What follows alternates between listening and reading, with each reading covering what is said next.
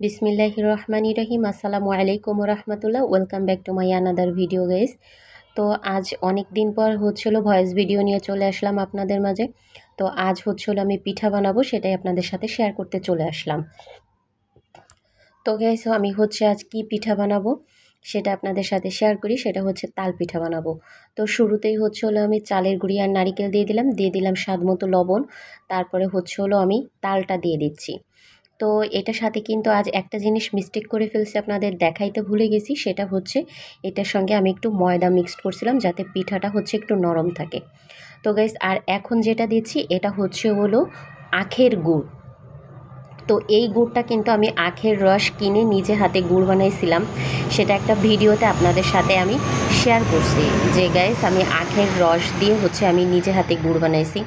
তো সেই গুড়টা দিয়েই আজ আমি পিঠা বানাবো। তো এই যে সবগুলো উপকরণ আমার এখন মিক্সড করা হয়ে গেছে। দেন তারপরে আমি একটা চুলায় প্যান দিয়ে দিলাম। তারপরে রান্নার যে সাদা তেলটা থাকে তেল দিয়ে তেল গরম হয়ে যখন আসছে তখন আমি যে খামিটা তৈরি করছিলাম সেটা যে ছোট ছোট করে আমি দিয়ে দিচ্ছি। মানে এটা তাল বড়া হবে, হ্যাঁ। আর তালের সিজন, তাল পিঠা বানাবো না আর সেটা আপনাদের সাথে শেয়ার করবো না, সেটা কেমন হয় বলেন গাইস। তো যাই হোক, এই যে আপনাদের সাথে পিঠা বানাতে চলে আসলাম। আর যারা আমার মতো ফার্স্ট টাইম বা সেকেন্ড টাইম বানাচ্ছেন তাদের জন্য আজকের আমার এই ভিডিওটা। তো গাইস অবশ্যই কিন্তু এটা লো আঁচে ভাজতে হবে, হ্যাঁ। মিডিয়াম লো আঁচ, হাই হিট দেওয়া যাবে না, হ্যাঁ। হাই হিট দিলে কি হবে যে পিঠাটা উপর থেকে আপনার ব্রাউন কালার হয়ে যাবে কিন্তু ভিতরে পিঠাটা কাঁচা থাকবে। যার জন্য মিডিয়াম হাই হিট দিতে হবে যাতে পিঠার ভিতরটাও ভালো মতো সিদ্ধ হয়ে যায় এবং উপরটাও কালারটা ব্রাউন হয়, মানে এক কথায় পিঠাটা ভাজা যেন সুন্দর হয়। তো গাইস এটাই ছিল আজ আপনাদের সাথে শেয়ার করা। তো আমার ভিডিওটা আজ কেমন লাগলো অবশ্যই কিন্তু কমেন্ট করে জানাবেন।